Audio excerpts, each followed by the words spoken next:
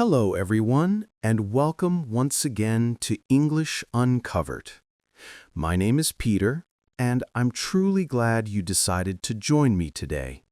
It's always a pleasure to have you here, and I want you to feel comfortable, relaxed, and motivated while listening. In this podcast, my main goal is to create an environment where learning English feels natural and enjoyable. That's why I will always speak in a calm and steady rhythm. I will choose words that are simple, and I will repeat important ideas more than once. Repetition helps your brain absorb the language little by little. The purpose of this podcast is not only to give you information, but to train your ear, your mind, and even your tongue so that you can listen and speak at the same time. Today's episode focuses on a very common question among English learners around the world. How can I start thinking directly in English?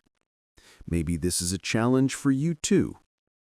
Perhaps when you try to speak, your brain automatically goes to your first language, and then you try to translate word by word into English. If this happens to you, don't worry. You are not alone. Almost every learner has gone through this stage. It is something very natural because our brains want to rely on what they already know. We use our mother tongue as a kind of safety net. But while this is normal, it also creates a big obstacle when it comes to fluency. Let's reflect on why this is so important. Many students, even those who study grammar and memorize a lot of vocabulary, still feel frustrated when they speak. They often say, "I know the words, I know the rules, but when I try to have a real conversation, I feel slow." And the reason is usually the same: translation. When your brain is busy translating every single idea from your first language into English, the process becomes heavy and slow. Imagine carrying a backpack full of stones while trying to run. That's how translation feels for your brain. You may eventually arrive, but you won't arrive quickly, and the experience will be tiring.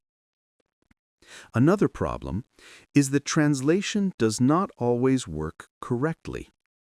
Languages have their own structures, rhythms, and ways of expressing ideas. For example, in many languages, the adjective comes after the noun, while in English, the adjective almost always comes before the noun. If you try to translate literally, word by word, you will produce sentences that sound unusual or even incorrect to native speakers. Sometimes the meaning gets completely lost because expressions don't have an exact translation. That is why depending on translation can make your sentences sound awkward and confusing, even if you know the right words individually. Now, let's imagine the real situation. You are in a conversation. People around you are speaking quickly, naturally, without stopping to think about grammar rules or word order. They expect you to respond almost immediately. But if you are busy translating in your head, you will always be 1 or 2 steps behind. By the time you form your sentence, the conversation may have already moved on. This creates frustration, nervousness, and the feeling that you are not improving. But the truth is, the problem is not your intelligence or your ability, it is simply the habit of translation. That is why learning to think in English is such a powerful skill. When you stop relying on your native language and begin to form thoughts directly in English, everything becomes lighter. Your responses become quicker, more natural, and more confident. You don't need to pause for long seconds to find the right words because your brain already has them. Thinking in English is like opening a direct road in your mind instead of going through a complicated detour. It saves time, reduces stress, and helps you sound much more fluent. And here's the most important point. This ability is not something you are born with. It is not a gift that only a few people have. Thinking in English is a skill. That means you can learn it, you can train it, and you can improve it step by step. With practice and patience, you can teach your brain to stop translating and start creating sentences directly in English. This change won't happen overnight, but with consistency, it will become more natural every day. You'll sound more natural, I promise. And today I'm going to give you clear, usable strategies so you can start doing this for yourself. First, a quick reality check. Translating in your head is completely normal. When you begin learning a new language, your native tongue is the tool you use to make sense of everything. It's the comfortable path your mind chooses because it already knows that route. Think of your first language as a temporary bridge.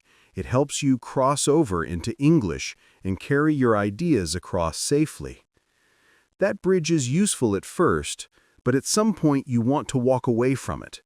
The goal is to be able to see a chair and think chair in English, not to think the word for chair in your own language and then change it into English. That extra step is what slows you down. Many students tell me the same thing. Tom, I know the words, I know the grammar, but when I try to speak, I stop. I freeze. I always reassure them that this freezing isn't a sign of failure. It's a sign that their brain is still using that bridge and doing the translation work. Translation takes time and energy, and when your brain is busy translating, you can't move quickly in conversation. People speak fast in real life, and they don't pause while you translate. So learning to form thoughts directly in English is the key to responding naturally and confidently. Now let's get practical. I'll show you how to begin thinking in English right away with simple daily exercises you can use repeatedly. You don't need special equipment or a classroom, only a little curiosity and a willingness to practice out loud or silently. Below, I'll expand on the first two steps from that plan so you can start using them today. Tip number 1. Describe what you see. This is perhaps the easiest and most effective habit you can build because it fits into any part of your day. Wherever you are, practice naming and describing what's around you in English. Walk down the street and narrate in your mind, I'm walking to the shop. I see a tall tree. There is a red car parked by the curb. The air feels cool.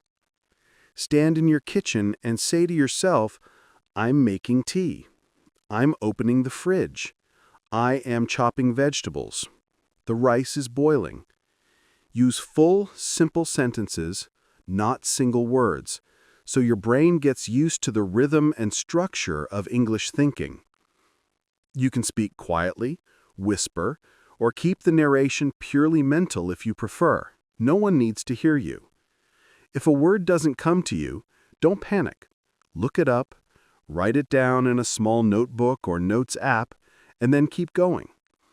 The next time you encounter the same object or action, your brain will more easily recall the English word. Over time, this steady habit of describing your surroundings trains your mind to label things and actions directly in English instead of passing through translation. Tip number 2. Think about your plans, and do it in English. Use moments of planning in your day as practice sessions. When you are organizing your schedule, rehearse it in English. At 9, I will go to the bank. At 11, I will call my friend. Then I will prepare the presentation for tomorrow. Imagine your to-do list, your route to the store, or the conversation you will have, and express those intentions in English sentences. This is powerful because it forces you to use future forms, modal verbs, and everyday vocabulary in meaningful combinations, the kind of language you will actually need when interacting with others. Try also to mentally walk through the steps of your plan. First, I will buy vegetables. Then, I will cook. If it rains, I will take an umbrella. The simple act of planning in English helps your brain practice building complete thoughts in the language. And by repeating this habit daily, you steadily weaken the automatic translation impulse. Another simple but very effective way to start building the habit of thinking directly in English is to use your own daily routine as practice material. In the morning, before your day begins, you can run through your plans in your mind in English. For example, you might say to yourself, "Today, I will study English for 1 hour. I will go to work at 9 o'clock. In the evening, I will meet my friend for dinner."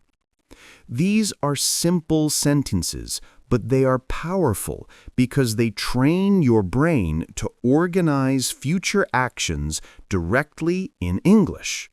You don't need to write anything down, and you don't need to speak out loud if you don't want to. Just let the words form in your thoughts. At the end of the day, you can use the same method, but in the past tense. Think back to what you did. I went to the gym this morning. I watched a movie in the afternoon. I cooked dinner and I made chicken with rice. By narrating your day in English, you practice using verbs in different forms. You repeat useful vocabulary, and you train your brain to think naturally in the language. The best part is that you can do this anywhere, while brushing your teeth, while lying in bed, or even while sitting on the bus. The more often you create this inner dialogue in English, the easier it becomes. At first, it may feel slow, but with time, it becomes almost automatic. Now let's move to another powerful technique: visual thinking. This is a strategy that helps you connect objects and ideas directly with the English word, without passing through your first language. Here's how it works. Whenever you see an object, a chair, a table, a phone, resist the temptation to think in your native language first. Don't let your mind say, "What's this in English? Oh yes, it's a chair." That extra step is exactly what slows you down. Instead, go straight to the English word. Look at the object and immediately think chair. Do this with everything around you: book, pen, tree, bus, spoon, shoes, window, dog. This simple mental exercise, if you repeat it every day, slowly trains your brain to create direct connections in English. After some practice, you will notice that you don't even think about translating anymore. The English word simply appears in your mind automatically. That's when you know your brain is beginning to adopt English as its working language. Finally, let's talk about shadowing, one of the most effective techniques you can use, and also one of my personal favorites. Shadowing means listening to a native speaker and repeating exactly what they say at the same time or just a split second after. You don't wait, you don't pause, and you don't translate. You simply follow their words like a shadow. The goal is not only to repeat the words, but to copy the way they sound, the rhythm, the intonation, the speed, and the emotion in the voice. For example, If you hear someone say, "I'm going to the store," you immediately repeat the same sentence, matching the same tone and pace. "I'm going to the store." This trains your mouth, your ear, and your brain all at once. With practice, you will notice your pronunciation becoming clearer, your sentences more natural, and your listening skills much sharper. In the beginning, when you try this new way of practicing, it will probably feel strange. You might even think, "This is too simple. It can't be real practice." Or you may feel a little frustrated because your brain still wants to go back to your first language. That is completely normal. Every new habit feels uncomfortable at first. Think about when you learned to ride a bicycle or drive a car. In the beginning, every movement felt difficult. You had to think about where to put your feet, how to balance, how to control your hands. But after enough practice, your body learned, and it became automatic. The same thing happens with English. At first, you feel slow, your brain gets tired quickly, and you are not sure if you're improving. But if you keep going every single day, your brain will adapt. Step by step, the process becomes smoother, and suddenly, you notice that you don't need to translate anymore. You just listen and you just speak. No hesitation, no stress. The good news is, you don't need to spend hours to see results. Even 5 to 10 minutes a day is enough to make progress. What matters is not the quantity of time, but the consistency. Imagine watering a plant. If you pour an entire bucket of water one day and then forget the plant for a month, it will not survive. But if you give it a small amount of water every single day, the plant grows strong and healthy. Your English brain works in the same way. A little practice every day is much more powerful than a lot of practice once in a while. Now let's talk about how you can use your everyday activities as training opportunities. Many learners believe they need to sit at a desk, open a book, and study in silence to learn. But in reality, your daily life gives you hundreds of small moments to practice thinking in English. For example, when you are walking outside, pay attention to what you see and describe it to yourself in English. The sun is shining. The wind is strong. A dog is barking. I see a red car. These simple observations may seem too easy, but they are exactly what you need to train your brain to think quickly. When you are cooking, you can narrate your actions. I'm washing the rice. I'm cutting the tomatoes. I'm adding salt. The food smells good. Notice that these are not complex sentences.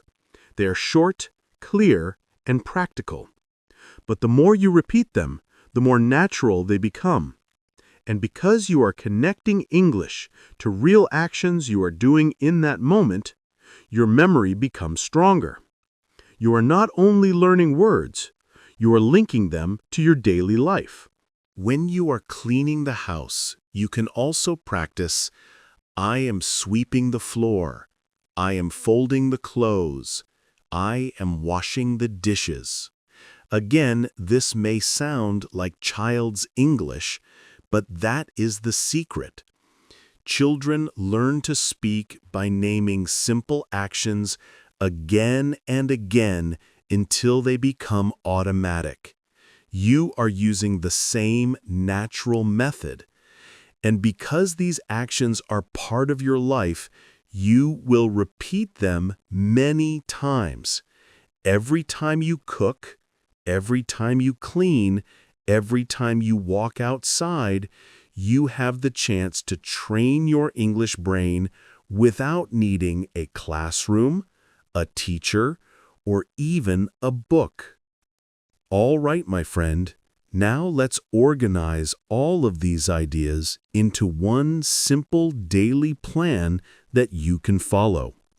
This plan is not complicated, but if you commit to it, it will transform the way your brain works with English.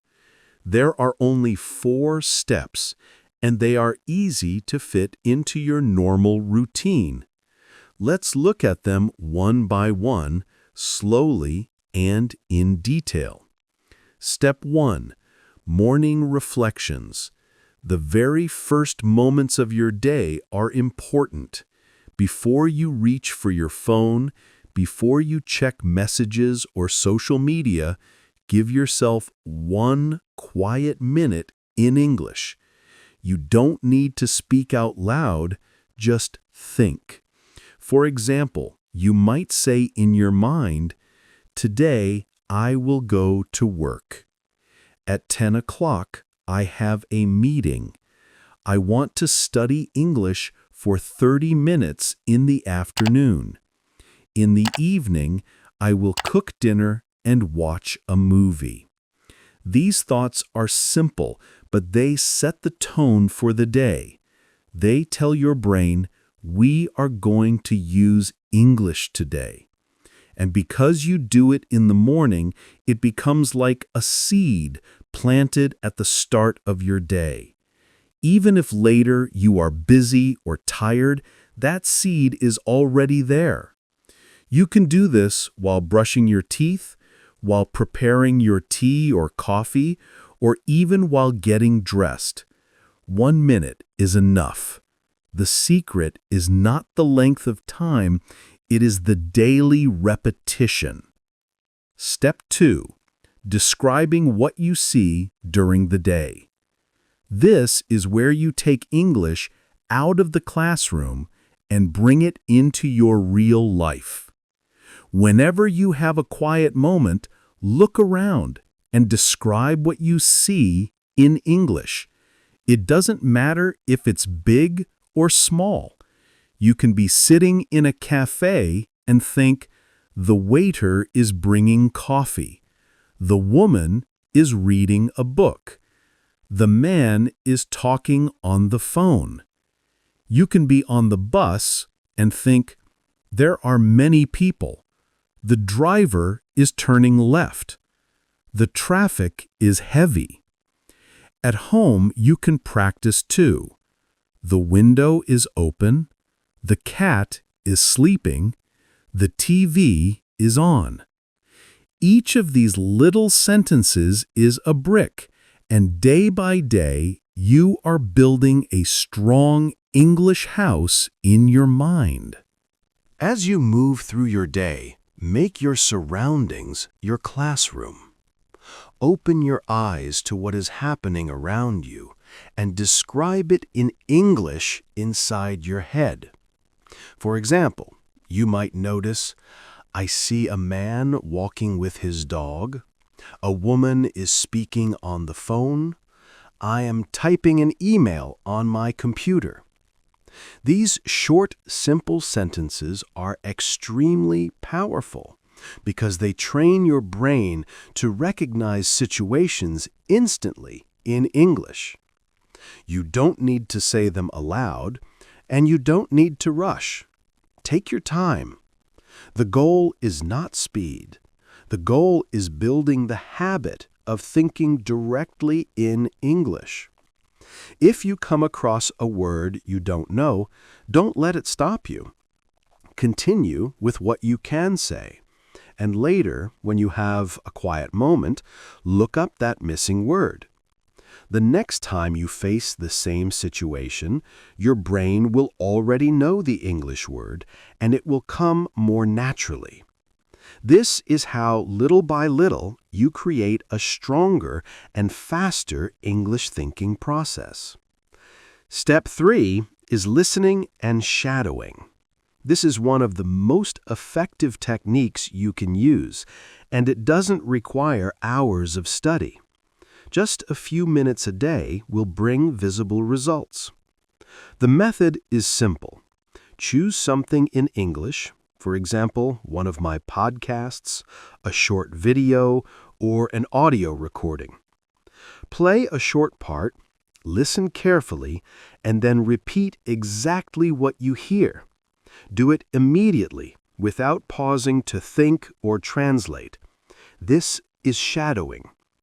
At first, it will feel difficult because you are trying to speak at the same rhythm as the speaker. But don't worry about perfection. The goal here is not to sound perfect, but to train your mouth, your ears, and your brain to work together.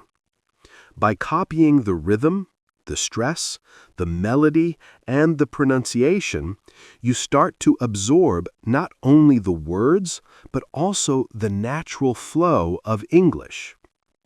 5 minutes a day may sound small, but over time, this practice will transform the way you speak. Your pronunciation will become clearer, your sentences more natural, and your confidence much stronger. Step 4 is your night review. This is the final moment of the day, and in many ways, the most relaxing one. Before you go to sleep, take a deep breath, close your eyes, and go back through your day. But do it in English. Think of it as a quiet conversation with yourself. You can say, I went to the supermarket today, I cooked lunch, I watched an English video, I called my sister. These are short, calm sentences, but they are powerful because they bring your day into English. You don't need to pressure yourself, you don't need to use difficult words, and you don't need to be fast. This is your private space, your quiet time. The goal is simply to let your brain finish the day in English, so that even in rest, your mind is practicing. Ending the day this way is like leaving your brain with a final reminder. English belongs to me. I can think in English. When you repeat these 4 steps day after day, English slowly becomes part of your daily life, not just something you study for 1 hour in a book. It becomes the language you live in, from the moment you wake up until the moment you fall asleep. And that, my friend, is how fluency is built. Not by memorizing lists of words, but by living your life in English, step by step, thought by thought. That's it. Just 4 simple steps, easy to remember and easy to practice. If you take them seriously and repeat them every single day, you will begin to notice a change surprisingly fast. After only 1 week, something inside you will feel lighter. You will be more comfortable, more confident, and less afraid of using English. And if you keep going for a whole month, your brain will start to adapt. It will slowly begin to recognize English not as a foreign language, but as a natural way to express yourself. At first, your brain will always try to return to your first language because that's the system it has used for years. That's normal. Maybe in the beginning, only 10% of your thoughts will be in English. But don't underestimate that. 10% is an excellent start. It means the process has already begun. If you keep practicing, even a little each day, that percentage will grow naturally. Soon, you'll notice that 30% of your thoughts are in English, then half of them, then most of them. It doesn't happen overnight, but with consistency, one day you will catch yourself doing something incredible. You will be thinking in English automatically, without forcing it, without translating in your head. And that moment is magical. It doesn't arrive with fireworks or a big announcement. It comes quietly, in the middle of your normal day, and suddenly you realize, wait, I just understood that. I just thought that in English, and I didn't even try. That is the real sign that your brain has accepted English as part of your identity. So here is my final encouragement for you. Remember that thinking in English is not a gift that only a few people have. It is a skill, and like any skill, it can be built step by step through patience, practice, and persistence. You don't need to be perfect. You don't need to avoid mistakes. In fact, mistakes are part of the road. They are proof that you are moving forward. Be kind to yourself in this journey. Some days will feel easy, and others will feel difficult, but every single effort counts. Never doubt that small steps, taken consistently, will create a big transformation. Thank you for walking through this process with me. I hope these steps inspire you not only to study English, but to live it. Keep reminding yourself that you can think in English, you can grow, and you can reach fluency. Believe in yourself, keep practicing, and never give up. The results will come. And with that, I'll leave you with this thought. Every word you practice, every sentence you repeat, every moment you spend in English is an investment in your future self. Keep going and trust the process. Until next time, stay consistent, stay positive, and keep building the English-speaking version of you.